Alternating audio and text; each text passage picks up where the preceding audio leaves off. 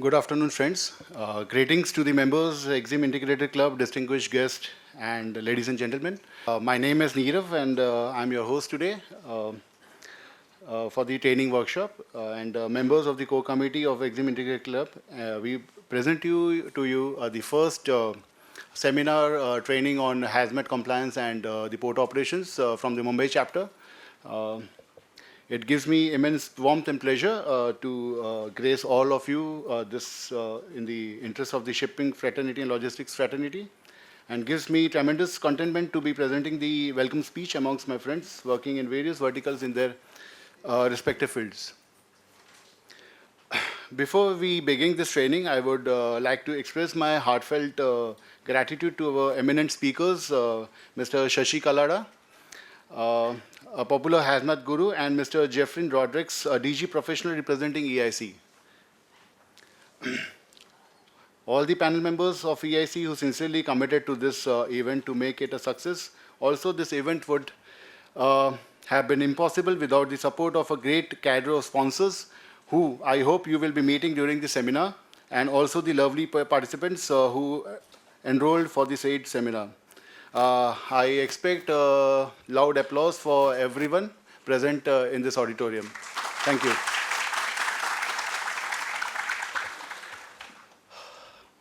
I just want to introduce our esteemed sponsors, without which the event would have not been possible to conduct. Our gold sponsors, Team Leader Logistics. Our silver sponsors, Vishal Shipping Agencies, Wade Universal, Galaxy Freight, GRT Ship Management, Corvette Shipping, and Navio Shipping. Round of applause for the sponsors, please. I would like to call upon stage Mr. Nimish Desai, our senior most member and a veteran in shipping fraternity, to give us an insight on Exim Integrated Club. Mr. Nimish ji.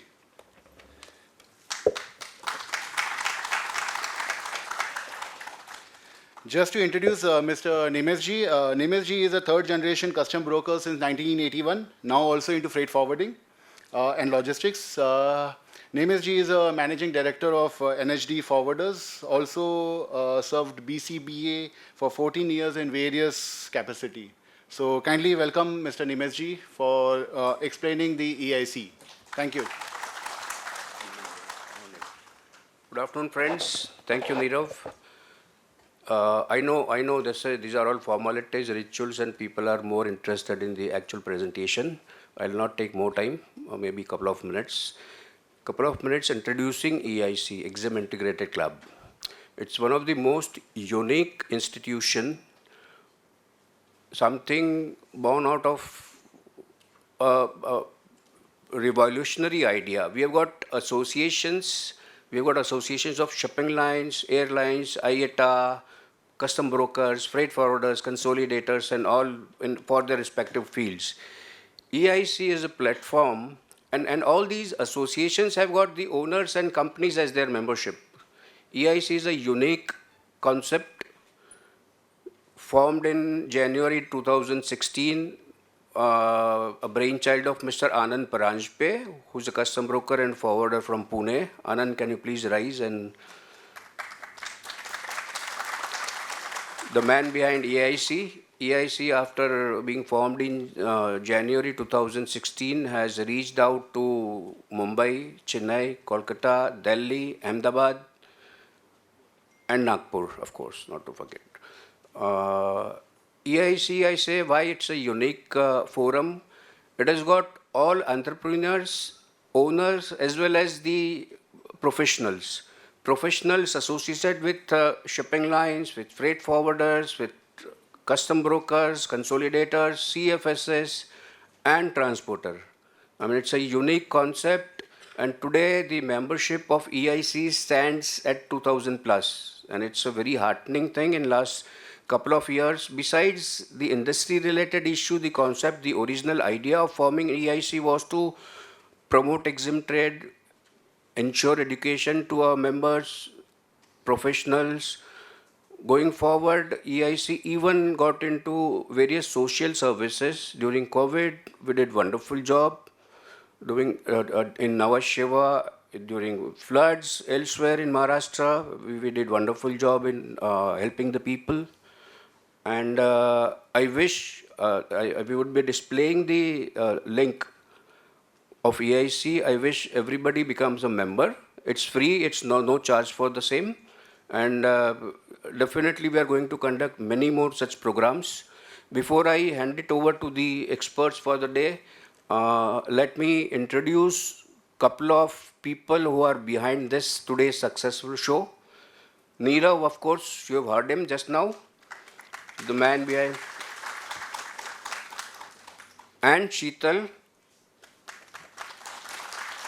the two people who have really made it possible. I congratulate them for such a wonderful arrangement, from minute detailing to inviting guests, planning everything, and it's excellent, I can say. So without wasting any further time, I would invite the invitees and the experts to speak on this. Mr. Shashikal Lada, please.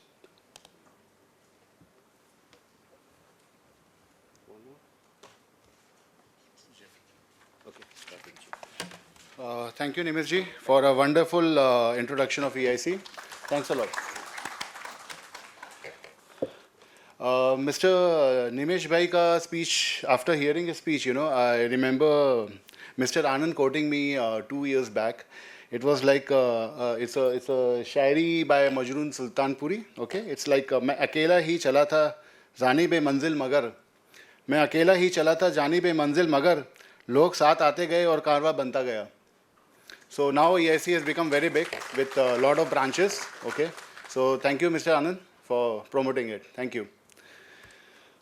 So now, not wasting much of the time, I would like to call upon stage Mr. Jeffrey Rodrigues, who represents EIC and would be giving an opening speech regarding dangerous goods. Loud applause for Mr. Jeffrey, please.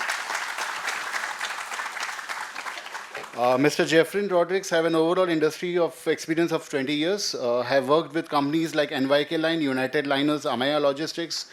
Mr. Rodrigues is currently associated with Caterpillar Cargo Solutions in the capacity of a vice president, with a master's degree in business administration, specializing in international business. He has been instrumental in starting the dangerous goods desk in NYK Line, with an impeccable record of 0 errors in the DG desk. With a very strong interest in soccer, sailing, and traveling. Yeah, I know Mr. Jeffrey is a very good soccer player. So, and always keen on topics pertaining to dangerous goods. So, kindly welcome Mr. Jeffrey. Big round of applause for Mr. Jeffrey. Yes, sir. Thank you.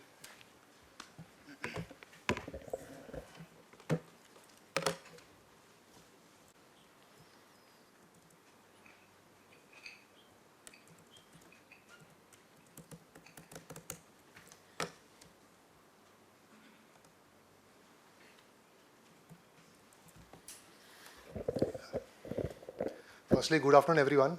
I know it's a very boring topic to talk about dangerous goods, but I'll try my best to make it as interesting as possible so that at least I can avoid you all sleeping. Okay. Like we can see on the slide out here, you can see all the stickers.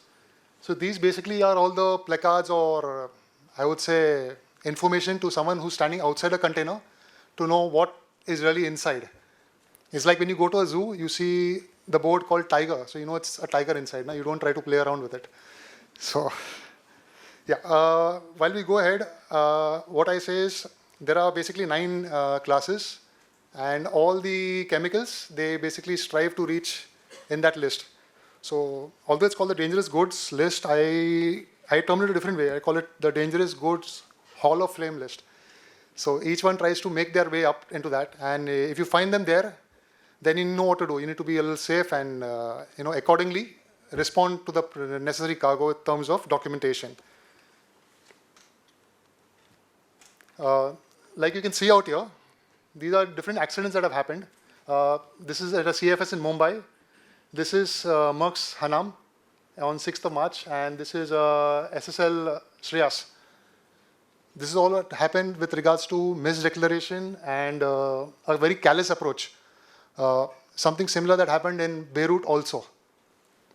We'll just see a short video. I'm sure it'll, bring back memories of what you've seen in WhatsApp and on social media.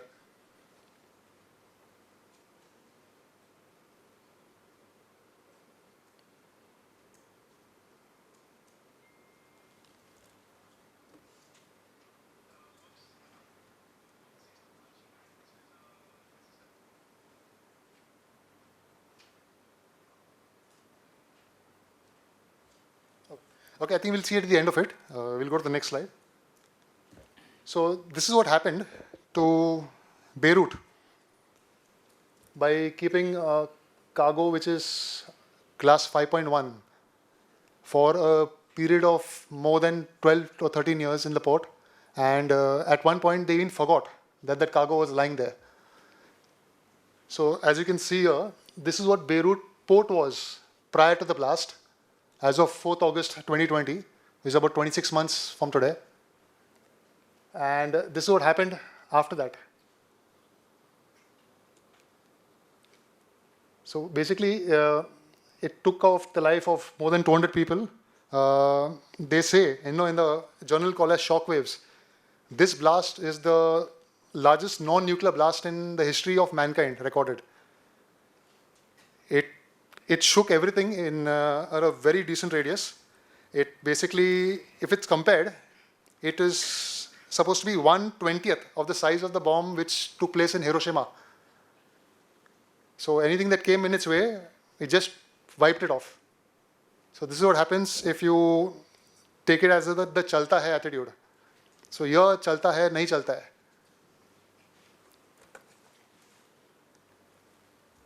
So as we are talking about HAZ or dangerous goods, we basically need to understand what is dangerous goods. Why is it called dangerous? So it's basically something that where a particular commodity or a substance or an article which poses a threat to risk in life, property, or marine life or environment, and it features there due to its chemical or physical properties. So everything has its own nature and its own environment that it is comfortable in. So like if you go to a jungle, you are not the local of the environment. No, it's a wild animal. So you will not be able to survive there too long. And you can't take your urban life attitude into a jungle and expect to live. The same with chemicals. So each chemical has its own nature and it has to be treated accordingly. So like in humans, a man is a man, a woman is a woman. Both have their own characteristics and their own properties. While we see out here, we can see that there are 9 classes, and if they follow in those categories as we go ahead, you'll notice that these are dangerous goods. So it's purely because of its nature and the damage that it can cause. So why is it necessary to have a DG declaration? I mean, most of us, I think, must have seen a DG declaration. Why is it necessary? It's basically an information, or like, when you go to a college and you fill your admission form, it's an intimation saying to someone who's reading it that, no, maybe Anand is so-and-so person, or this is his background. The same with chemicals. So your container carries the cargo. The cargo is inside the ship. Now someone who's sailing on the ship needs to know what is inside. Something in case of an emergency, in case of a trouble that takes place or an accident, how to respond to that challenge. Because at sea, for miles together, you will not have help coming to you. So if I want to know what's inside, like recently India imported cheetahs. You must have seen the videos, I mean, whoever's seen it. It's written outside, the cheetah is inside, or live animal. So no one will try to open it. So the same way, this basically will give an idea, and most importantly, this is supposed to be filled by only the shipper, consigner, exporter, or the manufacturer, or in case the manufacturer is any of these as well. So someone who has made the cargo or manufactured the cargo or knows the exact technicality of it, only he or she should be filling up this. But what happens in our industry is the forwarder is made to do it. When sir bola, to do it. But how will you do it when you don't know what it is? So, I mean, as far as possible, try to pass this information out to your customer also, that I can only help you transport it. I am not your maker of the cargo. So basically, as logistic providers, we normally, in the sea side, on the land side, we deal with cargo transport units, which are basically nothing but containers in majority of times. So you normally have even CBTs, basically your closed body trucks that transport cargoes. So we are basically all dealing with this section of the business. So what this declaration does, it gives you an information on the action required or where to refer and what is really inside. Your correct declaration will also going to ensure a safe carriage, as well as it will keep everybody around it safe as well, including environment, property, and whoever comes in contact with it. Probably you're driving in your car and you have maybe a class 5.1 next to you in the container. At least you know, by I stay close or stay far, or I try my stunt with it. That's basically an information. And this will basically, like I said, it'll give you an indication on how to take necessary action in case of a mishap that arises at sea or during its transit.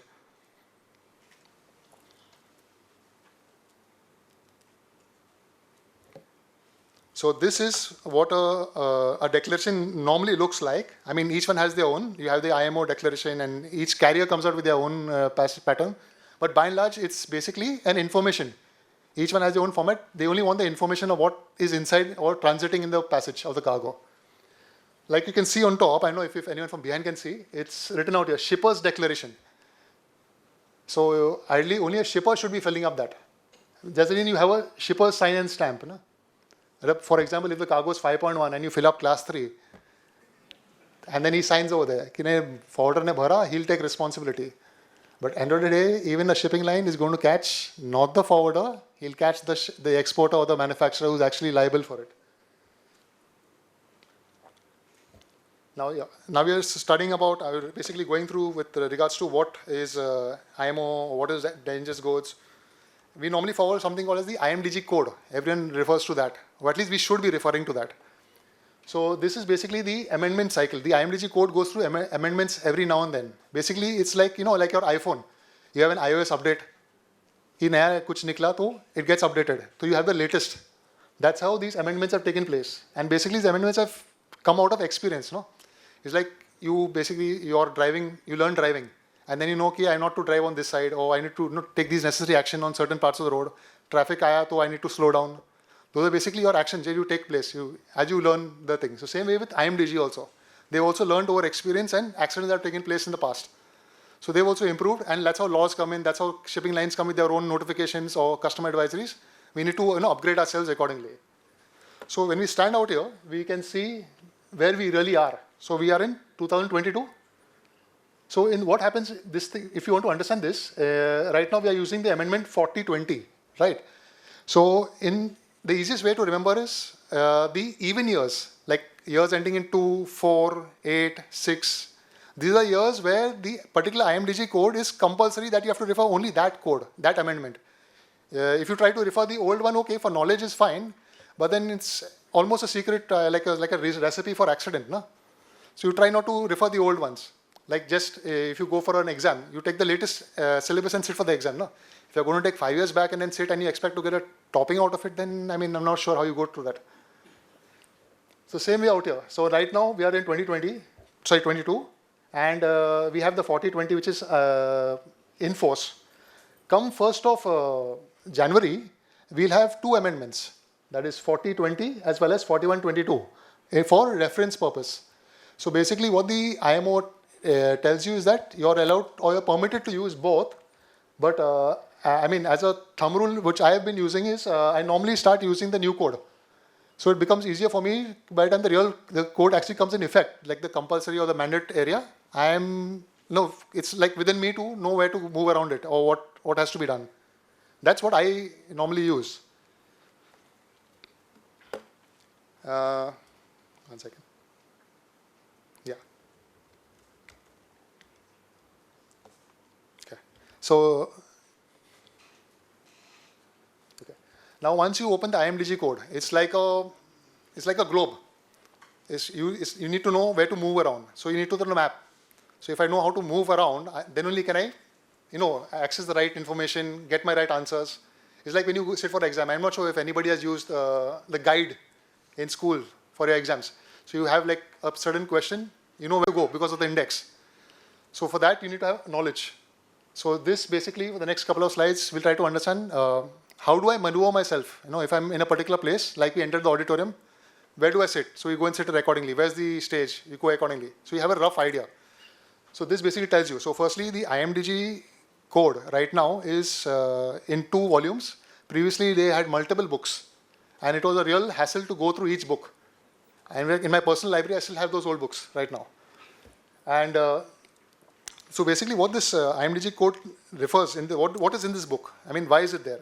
So it has basically identification and classification of goods to be transported, the safe packing rules for it, correct marking and labeling, handling requirements, and necessary safety information to deal with hazards like we've seen in the previous slides in case of an emergency incident. So we'll go topic-wise. So that is basically Volume 1, Part 1. Over there you'll see, and this entire list you'll probably see Part 3 missing. But Part 3 cannot be missing because that is the entire list. Okay. So Part 1 is basically we have general provisions and definitions, training requirements as per SOLAS and MARPOL. Then the definitions, the unit of measurements over there, abbreviations that are used for transport of dangerous goods. So basically we have 9 classes. We have explosives that is basically divided into 6 subdivisions with 4 labels that are there. We have the gases, which is divided into 3 subdivisions. Flammable liquids with further assignments with terms of the packing groups. So previously there was 3.1, 3.2 and 3.3. That basically moved into the packing groups later on. In terms, I think it's in the amendment code in the past, the amendment that took place. So along the way, they changed and improvised. Then we have class 4, that is flammable solids, divided into 3. We have class 5, divided into 2. We have class 6, again into 2 divisions. Then we have class 7, which is radioactive materials. Class 8, corrosive substances. And class 9, which are miscellaneous, which didn't feature in the top 8. So then we come to Volume 1, Part 4. We'll be touching on 3 in the next slide. So this basically looks after the packing and the tank provisions with regards to IBC and large packaging. So you must have seen certain IBC tanks or small, which carry about 1 ton. They cover under this chapter. Then we come to Volume 1, Part 5. That's here, basically consignment procedures.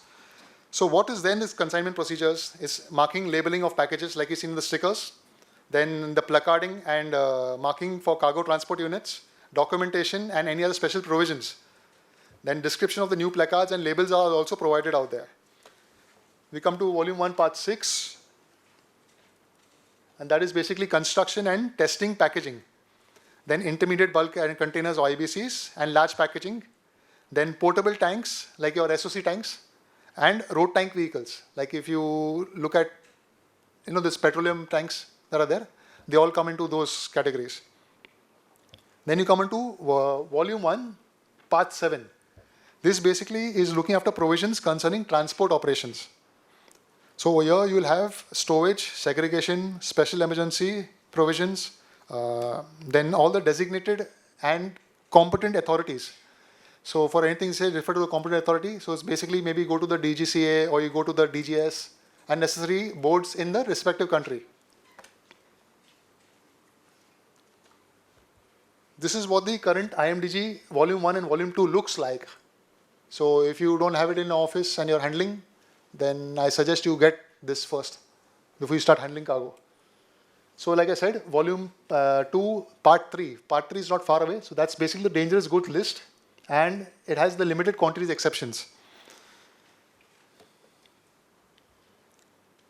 So out here we have, you must have seen the dangerous list, basically the DG list.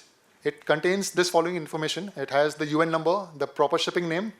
Then we have the class and subdivisions. We have subsidiary risk, packing group, special provisions, the limited quantities, packing instructions, packing provisions, IBC instructions, IBC provisions, tank instructions, tank UN, tank provision, EMS, stowage and segregations, and properties and observations in that. In Volume 2, Appendix A. So this is basically a list of all the generic names or the NOSs and proper shipping names. So you must have seen certain proper shipping names as the name and NOS, or flammable liquids, NOS. So you need to refer to the exact list, as in NOS, what does it really mean? So it gives you the exact technical name or the reference to which you need to attack it onto. Then we come to volume 2, appendix B. This is basically the glossary of all the terms mentioned. And volume 2 ends with the index of the proper shipping names of the dangerous goods, the marine pollutant, class, and UN number.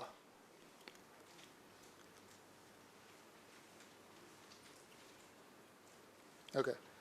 Now this is the volume 3 of the IMDG code.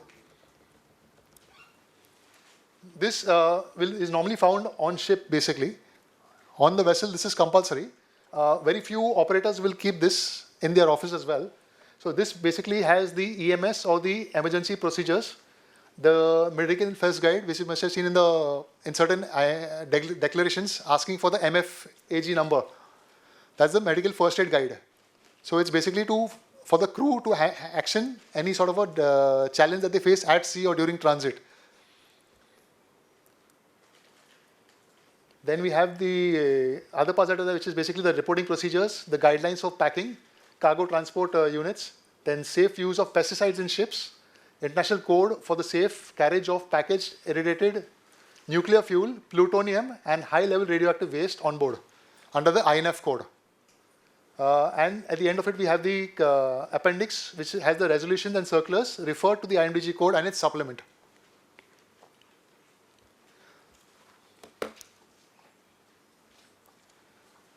So this is class 1, explosives. So this has basically 6 subdivisions, like I mentioned earlier. So 1.1, 1.2, 1.3, 1.4, 1.5, and 1.6. So 1.1 is basically an article that has mass explosion hazard. 1.2 is something that has a projection hazard, but not a mass explosion hazard. Then we have the 1.3, which is a fire hazard, but has a very minor blast, but not a mass explosion hazard again. Then we have 1.4, which has no present significant hazard. We have 1.5, which is a sensitive substance, rather very sensitive substance, and which has a mass explosion hazard. And finally, we have 1.6, which is basically insensitive material, which has a which does not have a mass explosion hazard.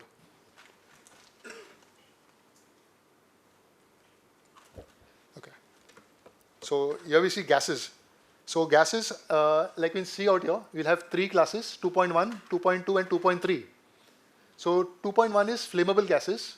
2.3 is non-flammable, non-toxic. And 2.2 is non-flammable, non-toxic, and 2.3 is toxic gases. Okay, so if someone were to ask me among the 3 which one I would fear the most, I would say 2.3. Because firstly, it's gas, you can't see it. Secondly, it's poisonous. So out here you can see a gas is a substance which is at 50 degrees, has a vapor pressure of 300 kilopascals, and is completely gaseous at 20 degrees and a standard pressure of 101.3 kilopascals. So now you'll be thinking, I mean, I'm not sure how many of you are science students out here, but kilopascal is a unit of pressure, which is basically 1000 units of pressure and stress on a meter of kilogram. Okay, so this is basically a international system of units. It is just a small trivia on it. It was named after the French mathematician physicist Blaise Pascal, hence Pascal. Okay, so he was in the 16th century, from 1623 to 1632. Like I said, we have 3 subdivisions: 2.1, 2.2, and 2.3.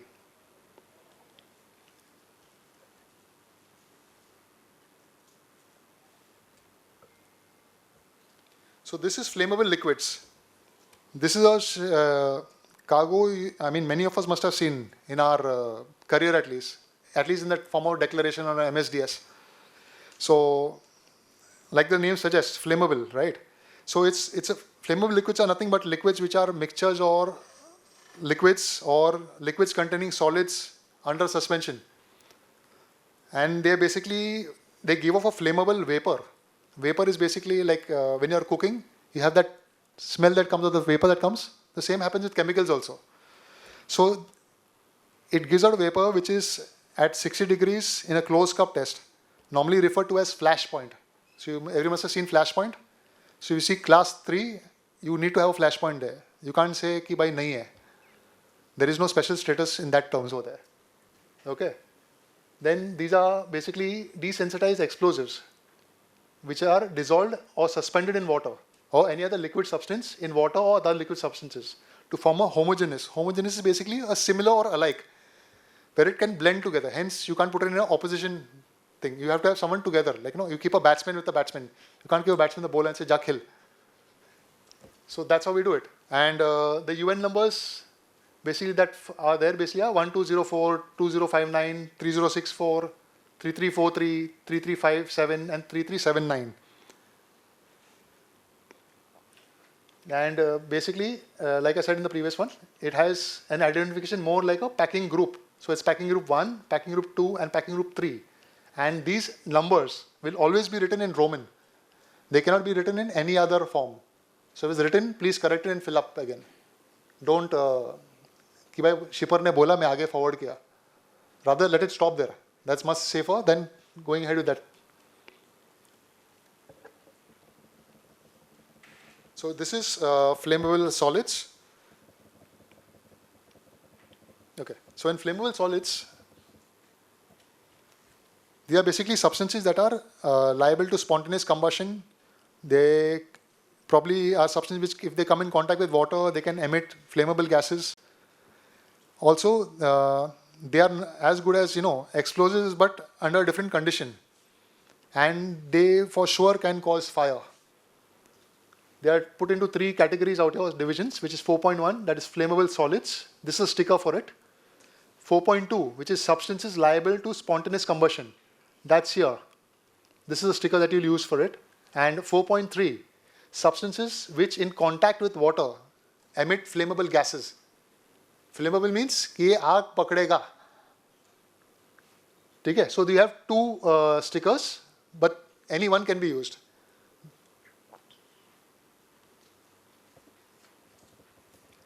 Class 5.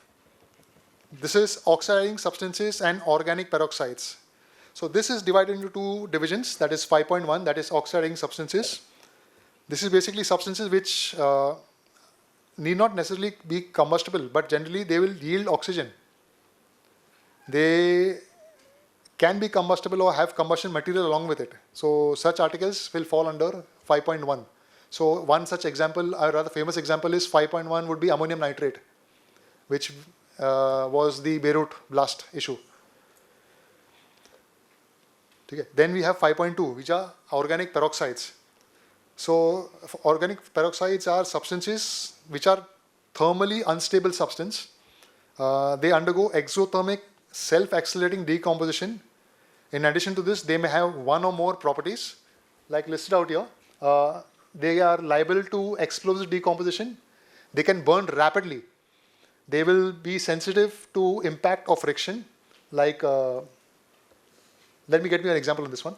They can react dangerously with other substances, and they will cause damage to eyes.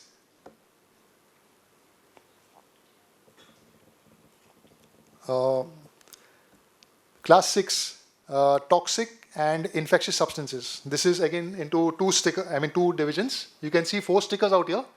So the below 3 are all 6.1. The below 3 stickers, and the one above is for 6.2.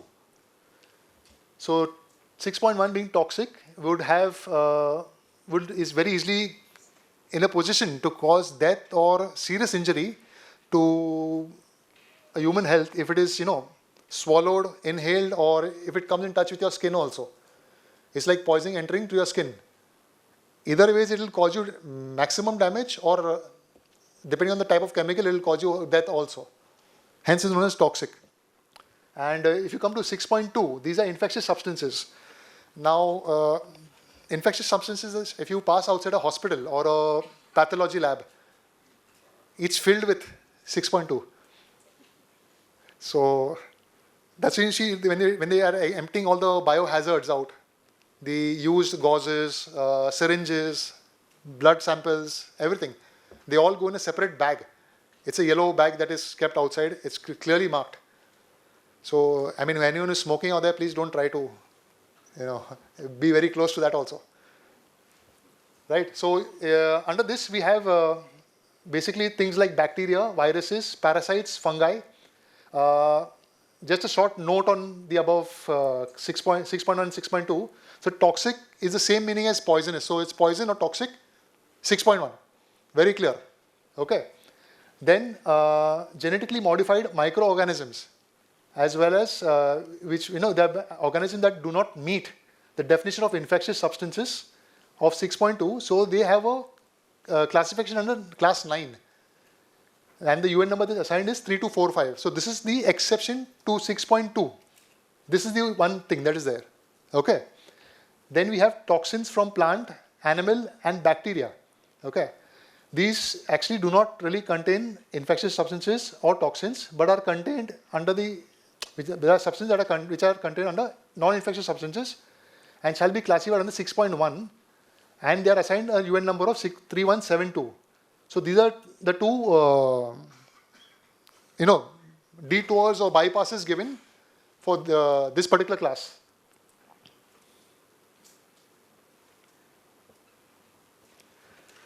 So class 7 is radioactive material. So if you've probably gone to for an X-ray or a sonography, you will have seen these kind of stickers outside. Okay. Now, what happens in this is, these are basically material that is containing radionuclides, where both activity concentration and the total activity in the consignment may exceed the special values as listed out here in the IMDG code. Okay. Class 7 is basically, this is a special note, the type of packaging may have a decisive effect on its classification. So, radioactive in terms of uranium, plutonium, cobalt. Cobalt 60 is one thing that gets exported very often from India. So those are the cargoes that fall out here. The corrosive substances. These are basically, for an example, if I have to give you, it would be hydrochloric acid. Is one very easy and off-the-rack example that can come out to the mind. These are basically chemicals that could cause irreversible damage to your skin or to whatever part it falls on, whether it's metal or whatever. That's the reason you can see the sticker. It can cause damage to hand, it can cause damage to the material as well. Hence is known as corrosive.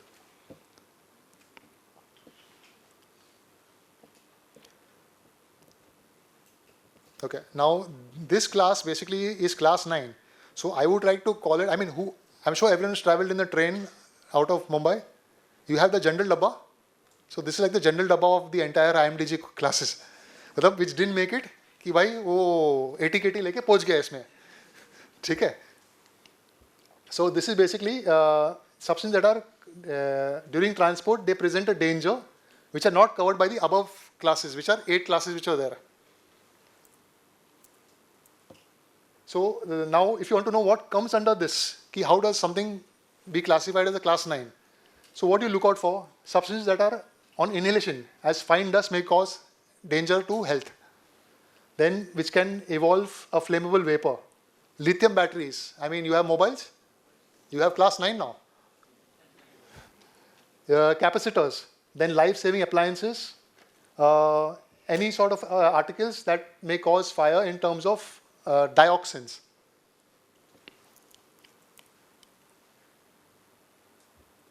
Sorry. Then we have the cargoes that are transported at elevated temperatures. So you have certain commodities that need to be kept at a certain temperature. Not everything is in a reefer and lower, no? So there are certain things that need to be served. Like you go to a restaurant, you're served hot, no? Or you go to a Starbucks and you ask him, he'll ask you want a hot coffee or a cold coffee. So you say hot. So he serves you and it's mentioned out there. The ingredients inside contains hot. So something that of that sort, okay? Then you have environmentally hazardous substances, which is basically marine pollutant stickers. They will be out here. Then genetically modified microorganisms. We've seen in the previous slide, right? In 6.2. Those are here. Genetically modified microorganisms and modified organisms. GMOs and GMOs. Then ammonium nitrate based fertilizers, not ammonium nitrate. Okay. Then other substances and articles presenting a danger during transport and not meeting the definition of another class. Another example would be your seat belts. That also falls under this, under transportation, if it's in a big, consignment. I hope you all don't get scared when you sit in your cars now. Okay. Now, this is a small rundown. As we can see out here, the class 1 would be explosive. An example would be fireworks, ammunition. Then 2.1 would be flammable gases. An example would be acetylene or hydrogen LPG. 2.2, non-flammable, non-toxic, nitrogen, carbon dioxide. Then 2.3, toxic gases, chlorine, ammonia. Class 3, flammable liquids like ethanol, methanol, hexane. 4.1, it will be flammable solids, sulfur, as an example. We have 4.2, which is spontaneously combustible. That is white phosphorus, activated carbon. Then 4.3 is dangerous when wet because it emits flammable gases. That is sodium metal, calcium carbide. Then 5.1, oxidizing substances, sodium peroxide, calcium hypochlorite, and ammonium nitrate like discussed before. Then 5.2, organic peroxides, methyl, ethyl, ketone, peroxide. These are not different chemicals, it is one. Okay? He is truly Indian. Huh? 6.1, toxic substances, sodium cyanide. You must have seen certain James Bond movies when the guy is caught, cyanide खा के मर जाता है. ठीक है? 6.2, infectious substances, clinical or medical waste. Class 7, radioactive substances. Uranium is one example, plutonium or cobalt. Then class 8, corrosive substances, hydrochloric acid. And class 9, miscellaneous, would be asbestos, dry ice, seat belts, hydraulic articles. Sorry? Yeah, but be careful when you talk. So this is all the placards and stickers that you will see in IMDG code across the world. This is universal. There cannot be in a different color anywhere. ऐसा नहीं कि मतलब आज पर को पसंद नहीं तो 1.1 will be some other color. नहीं होगा. ठीक है? And like I said, marine pollutant, that's here. Then you have biohazard. Now you'll ask, like these are not HAZ codes, right? So these are basically packing an aid to pack. So you have this is the this way up, no? So probably if you're transporting chemicals in bottles in a overpack of box. Now what does the loader know? Ki which side is up? Or the one discharging out there. So you normally put that sticker. I mean, you put as much as possible. You inform, right? Be aware. Be aware. Like we written out here, no smoking. Still someone smokes, we can't stop him. But then it's written. Then we have elevated temperature. Like I said, no, cargoes have to be transported in a certain temperature in order to keep its necessary quality at the other end, as required by the consignee. Then we have fumigation. This basically like a information ki bhai, it's fumigated. Be careful while you enter or do not enter. Or enter under supervision. Or wear necessary protective gear and enter inside. These are limited quantities and accepted quantities. So these basically have a special, like you say, like na jugada. This is that. But you have to again follow the rules. It's a legal way, but you can come out. It's like in jail terms, it's like a parole. Okay? This is an overpack. These are basically packing help. So overpack is normally used in air as well as in sea. It's basically now imagine if I'm having a box filled with maybe say 100 mobiles. Okay, like a 1-ton box with 100 mobiles. Now I won't leave the mobiles empty inside. So there'll be boxes. So that box I can't carry like 100 mobiles ka box and keep stuffing. वो कब stuff होगा? कभी निकलेगा नहीं ऐसा. So we have overpacks. So we like one box carrying 100 mobiles goes in. That's an overpack. So normally you put your stickers and instruction on the overpack and not inside. These placards are meant to be seen. These are not to be hidden. Okay? And the warning sign that is necessary. And this is basically in air. I know if whoever has done air, it's also in sea, but these are basically instructions whether you can stack on top of it or do not stack on top of it. It's basically telling you the strength of the package. Okay? Like for example, if Shrikant stands, So can someone stand on him? No, right? So he's non-stackable.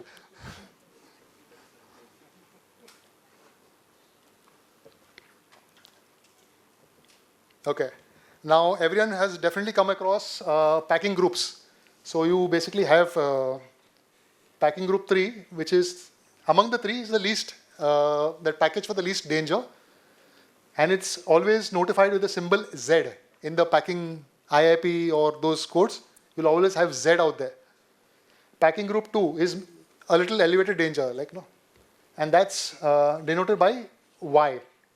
And packing group 1, which is the most stringent of all and indicates maximum danger, that will always be denoted by X. So I thought, like, how can one try to understand this and still remember it? Like, next time you probably see me like, "Arey, you told me this thing." So if I were to transport animals, okay, now let's take one family of the animals, cat family. It'll be easy for us all to remember key grade 1, grade 2, grade 3. Like, no, Z, Y, and X. So in Z, who will I transport? Who's this? Okay, a cat. Or let's say a wild cat, for example. So you normally, if you see, like, outside veterinaries, someone is taking their pet cat or those Persian cats, and all, they'll normally keep them in a plastic cage. So you know that wo tod ke nahi jayega hamara. He'll be there only. So you know the package of it, right? Then we come to Y. This is basically a leopard. So leopard I will not keep in a plastic, na? I will definitely keep him in something like an aluminum or a little more stronger cage or a enclosure. If I don't understand that, then I'm asking for trouble. And the last one, this I would not keep anywhere but in a double steel.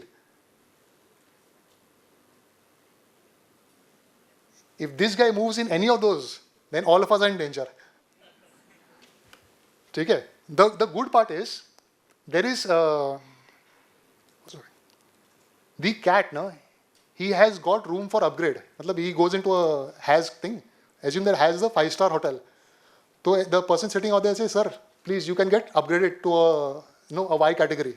So he's happy, like, chalo, from Z I can go to Y. Although it's a cost for that package. And he can also get upgraded to the X, which maximum security. But it can't be, there's no demotion in this.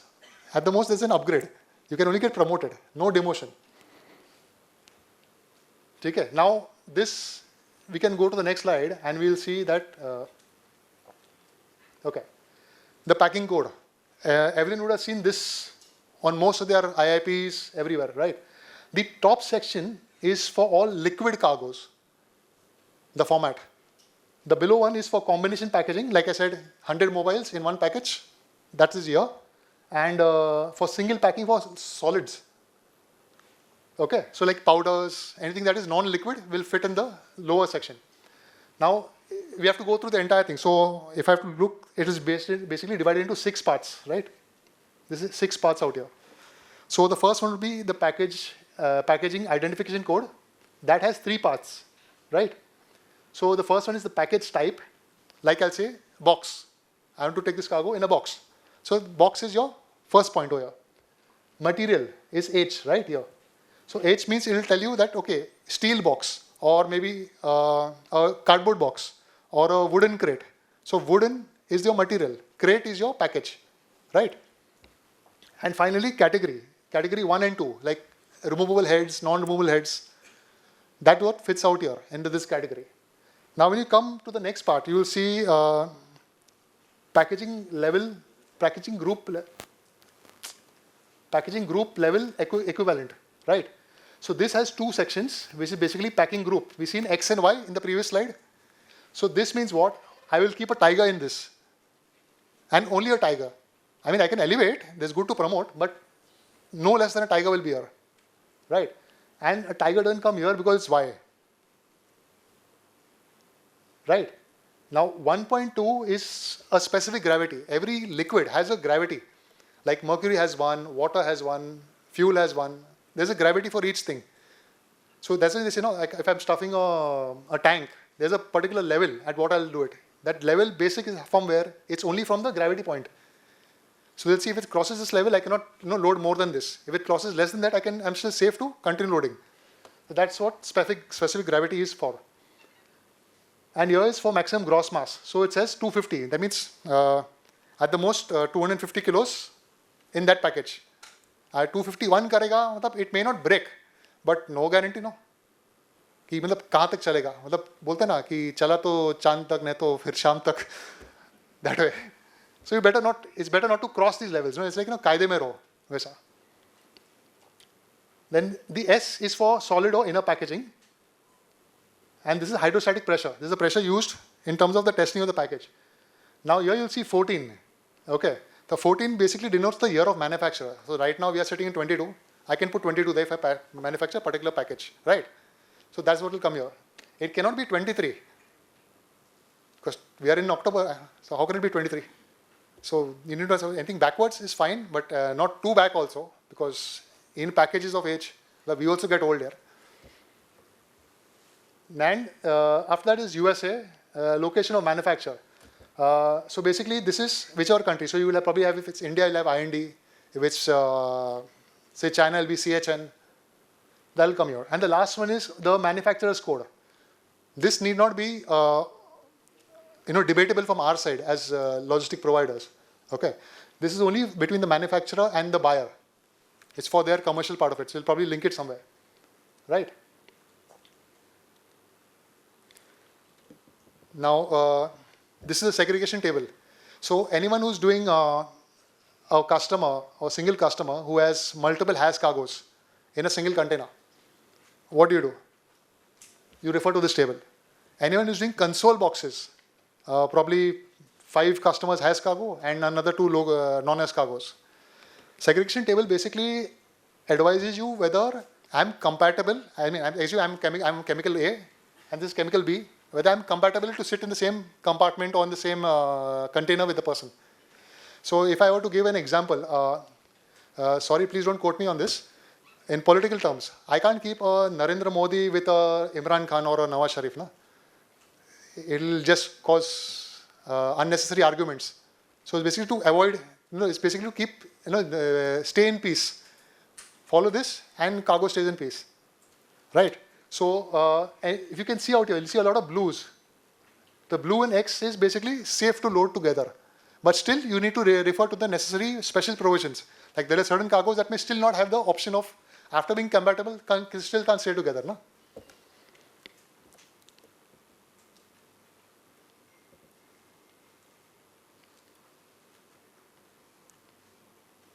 Right, and I'm open to any questions, if at all. I have not made you sleep.